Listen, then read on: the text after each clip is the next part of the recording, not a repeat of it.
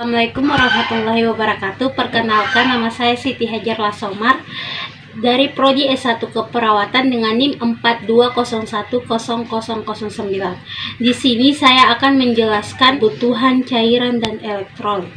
Kebutuhan cairan dan elektrolit merupakan satu proses dinamik karena metabolisme tubuh membutuhkan perubahan yang tetap dalam berespon terhadap stresor fisiologis dan lingkungan. Sistem organ yang berperan: 1. Ginjal, 2. Kulit, 3. Paru-paru, 4. Gastrointestinal, yang kelima sistem endokrin yang termasuk ADH, aldosteron, prostaglandin, dan glukokortikoid. Ginjal berperan cukup besar dalam pengaturan kebutuhan cairan dan elektrolit.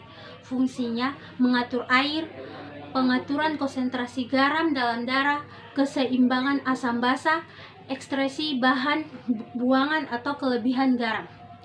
Kulit terkait dengan proses pengaturan panas. Proses ini diatur oleh pusat pengatur panas yang disarafi oleh vasomotorik. Cara pelepasan panas yaitu penguapan. Jumlah keringat tergantung banyaknya darah yang mengalir melalui pembuluh darah dalam kulit. Kedua, pemancaran atau radiasi panas dilepaskan ke udara sekitar. Ketiga, konduksi panas dialirkan ke benda tertentu. Yang berikutnya, konveksi mengalirkan udara yang telah panas dengan permukaan yang lebih dingin. Paru, peran dalam pengeluaran cairan dengan menghasilkan insoluble water loss kurang lebih dari 400 ml per hari. Pengeluaran cairan terkait dengan respon akibat perubahan kemampuan bernapas. Berikutnya, gastrointestinal, yaitu organ saluran cerna, memiliki peran dalam proses penyerapan dan pengeluaran air. Cairan yang hilang sekitar 100-200 ml per hari. ADH, hormon yang memiliki peran dalam peningkatan reabsorpsi air untuk mengendalikan keseimbangan air. Dibentuk di hipotalamus yang terletak hipofisis posterior. Berikutnya, aldosteron, fungsinya sebagai absorpsi natrium yang diekskresi oleh kelenjar adrenalin di tubulus ginjal. Berikutnya, prostaglandin, yaitu fungsinya pengaturan sirkulasi ginjal melalui pengendalian tekanan darah, kontraksi uterus, dan mobilisasi pencernaan. Berikutnya, glukokortikoid, fungsinya mengatur dalam meningkatkan reabsorpsi natrium dan air sebagai volume darah meningkatkan dan terjadi retensi natrium. Mekanisme perpindahan cairan dibagi menjadi 3, yaitu difusi, osmosis, dan transport aktif.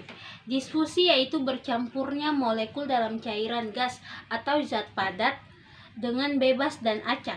Difusi dapat terjadi bila dua zat bercampur di dalam sel membran. Di dalam tubuh terjadi melalui membran kapiler yang permeabel. Kecepatan difusi bervariasi tergantung pada ukuran molekul, konsentrasi cairan, dan suhu cairan. Yang kedua, osmosis, proses perpindahan zat ke larutan lain, molekul membran semi permeabel. Terjadi perpindahan larutan kurang pekat ke larutan yang konsentrasi lebih pekat. Penting dalam pengaturan keseimbangan cairan dalam dan di luar sel. Yang ketiga, transport aktif. Proses ini perpindahan cairan menggunakan energi atau bantuan. Penting untuk mempertahankan natrium dalam cairan di dalam maupun di luar sel. Faktor-faktor yang mempengaruhi kebutuhan cairan dan elektrolit yaitu suhu, usia, diet atau nutrisi, dan stres. Usia berkaitan dengan luas permukaan tubuh, aktivitas organ, serta jumlah kebutuhan metabolisme. Suhu berperan dalam diet dan nutrisi. Bila kurang gizi, maka akan memecah cadangan makanan sebagai terjadinya pergerakan cairan di dalam sel. Stres, peningkatan produksi ADH karena stres dapat meningkatkan metabolisme. Dua, hipervolume atau overdehidrasi, yaitu peningkatan volume darah dan edema. Yang ketiga, hipotermia, yaitu kurang natrium dalam plasma darah. Pada pasien kelebihan cairan ditandai rasa haus yang berlebihan, cemas, kejang perut, denyut nadi yang cepat, dan hipertensi. Yang keempat, hipotermia, yaitu kadar natrium plasma tinggi ditandai dengan mukosa kering, rasa haus, turgor kulit buruk, dan permukaan kulit bengkak. Yang keempat, hipokalemia, yaitu kurang kalium dalam darah ditandai denyut nadi lemah, tekanan darah menurun, tidak ada nafsu makan, dan penurunan bising usus. Yang keenam, hiperkalemia, yaitu kadar kalium dalam darah tinggi ditandai dengan mual, hiperaktivitas saluran cerna, aritmia lemah, urin sedikit, cemas, kadar kalium menurun.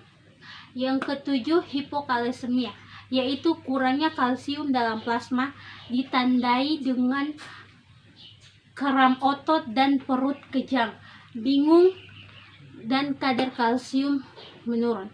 Yang kedelapan, hiperkalesemia, yaitu kadar kalium berlebih dalam darah ditandai nyeri tulang, relaksasi otot, batu ginjal, mulai kadar kalium meningkat. Yang kesembilan, hipomagnesia, yaitu kurang kadar magnesium dalam darah ditandai dengan iritabilitas, tremor, kram, dan takikardi. Yang ke-10, hipermagnesia, yaitu kadar magnesium berlebih dalam darah ditandai dengan gangguan nafas. 1500 mili per jam dengan kebutuhan rumah. Yang kedua, berdasarkan kebutuhan kalori, yaitu 100 sampai 150 cc atau 100 kal. Yang ketiga, berdasarkan berat badan, yaitu 300 ml per kilogram. Dalam pemberian cairan dan elektrolit, selain dengan pemberian infus, ada juga dengan melakukan transfusi darah. Tindakan pada pasien yang membutuhkan darah dengan cara memasukkan darah melalui vena dengan menggunakan alat transfusi sel. Tujuannya yaitu untuk memenuhi kebutuhan darah dan memperbaiki perfusi jaringan. Yang pertama, persiapan alat dan bahan. Alat-alatnya yaitu 1. Standar infus, kedua infuset, ketiga cairan sesuai dengan kebutuhan pasien, yang keempat jaring infus sesuai dengan ukuran pasien, yang kelima pengalas, yang keenam tourniquet atau karet pendukung, yaitu yang ketujuh kapas alkohol, yang kedelapan plester, ke-9 gunting, ke-10 kasa steril, ke-11 betadin, dan sarung tangan. Prosedur pelaksanaan pemberian cairan infus. Yang pertama, cuci tangan. Yang kedua, jelaskan prosedur yang akan dilakukan kepada pasien. Yang ketiga, hubungkan cairan dan infuset dengan menusukkan ke dalam botol infus atau cairan. Yang ketiga, isi cairan ke dalam infuset dengan menekan bagian ruang tetesan hingga ruang tetesan terisi sebagian dan buka penutup hingga selang terisi pada udara dan selang keluar. Yang kelima, letakkan pengalas di bawah intravena. Prosedur pelaksanaan yaitu lakukan pembendungan dengan tourniquet atau karet pembendung 10-12 cm di atas tempat penusukan dan dianjurkan pasien untuk menggenggam. Yang berikutnya, gunakan sarung tangan yang steril. Disinfektan daerah yang akan ditusuk dengan kapas alkohol. Lakukan penusuk pada vena dengan posisi jarum mengarah ke atas. Berikutnya, cek keluarnya darah melalui jarum. Apabila saat penusukan terjadi pengeluaran darah, maka tarik keluar bagian dalam jarum sambil meneruskan tusukan ke vena. Yang berikut, setelah jarum infus bagian dalam dikeluarkan, tahan bagian atas vena dengan menggunakan penekanan jari agar darah tidak keluar dan hubungkan bagian infus dengan selang infus. Kemudian, buka pengaturan tetesan dan atur kecepatan sesuai dengan kebutuhan. Lakukan fiksasi dengan kasa steril. Lepaskan sarung tangan, cuci tangan, tulis tanggal dan jam pelaksanaan infus pada plester. Catat ukuran, tipe jarum, jenis cairan, letak infus, dan kecepatan aliran. Proses melaksanakan transfusi darah. Yang pertama, persiapkan alat. Yang pertama, standar infus 2 transfusi set. Yang ketiga, larutan NaCl 0,9%. Darah sesuai dengan kebutuhan pasien, jarum infus atau abuket sesuai dengan ukuran pasien, pengalas, tourniquet atau pembendung, kapas alkohol, plester, gunting, kasa steril, betadin, dan sarung tangan. Proses pelaksanaan transfusi darah. Yang pertama, cuci tangan. Yang kedua, jelaskan prosedur yang akan dilakukan. Yang ketiga, gunakan selang infus yang mempunyai filter selang Y atau tunggal. Yang ketiga, lakukan pemasangan sesuai prosedur infus terlebih dahulu. Masukkan cairan NaCl 0,9% sebelum pemberian transfusi. Yang keempat, periksa identifikasi kebenaran produk darah, kompatibilitas dalam kantong darah, kesesuaian identifikasi pasien, periksa kadaluarsa, dan periksa adanya pembekuan. Pelaksanaan transfusi darah. Yang kemudian, buka set pemberian darah untuk selang yang diatur ketiga klem, dan untuk selang tunggal klem pengatur pada posisi off. Cara transfusi dengan selang Y. Lakukan penusukan pada botol berisi cairan NaCl 0,9% dan isi selang dengan NaCl 0,9%. Buka klem pengatur pada selang yang hubungkan ke kantong NaCl.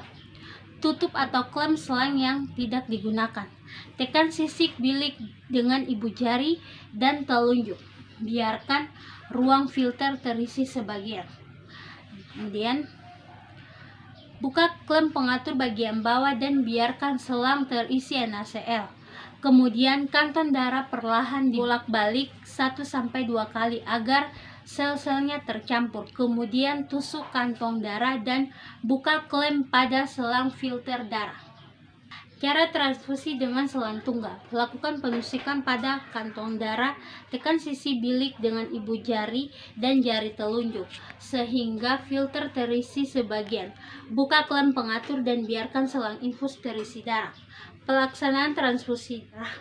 Melakukan selang tunggal. Setelah darah masuk, pantau tanda vital setiap 5 menit selama 15 menit pertama dan tiap 15 menit selama 1 jam berikutnya. Setelah dilakukan transfusi, bersihkan selang dengan memasukkan cairan NaCl. Kemudian cuci tangan. Catat tipe jumlah komponen darah yang diberikan. Infus per 24 jam untuk berat badan kurang lebih 10 kg. Normalnya 15.000 ml per 24 jam. Kebutuhan rumahan. Berdasarkan kebutuhan kalori 100-150 cc per 100 kal. Menghitung cairan infus berdasarkan berat badan. 100 ml per kilogram berat badan sama dengan 10 kg pertama. 500 ml per kilogram berat badan sama dengan 10 kg kedua. 20 ml per kilogram berat badan sama dengan berat badan lebih dari 20 kg. Contohnya, anak dengan berat badan 25 kg, kebutuhan cairannya 100 ml per kilogram dikali dengan 10 kg sama dengan 1000 cc untuk 10 kg. Kedua, 50 ml per kilogram kali 10 kg sama dengan 5000 cc untuk 10 kg. Kedua, 20 ml per kilogram kali 5 kg sama dengan 100 cc untuk 5 kg sisa. Totalnya menjadi 1600 cc per 24 jam. Cara menghitung tetesan infus. Dewasa, makro dengan 20 tetes per mil. Tetesan per menit sama dengan jumlah cairan yang masuk dibagi dengan lamanya infus per jam dikalikan 3. Atau tetesan per menit sama dengan jumlah kebutuhan cairan kali faktor tetesan dibagi dengan lama infus per jam dikalikan dengan 60 menit. Sedangkan untuk anak-anak, tetesan per menit sama dengan jumlah cairan yang masuk dibagi dengan lamanya infus per jam. Terima kasih. Mungkin itu saja yang dapat saya sampaikan di penjelasan cairan dan kebutuhan elektrolit. Apabila ada kurang kata dan kelebihan kata, mohon dimaafkan. Terima kasih. Wabillahi taufiq wal hidayah. Wassalamualaikum warahmatullahi wabarakatuh.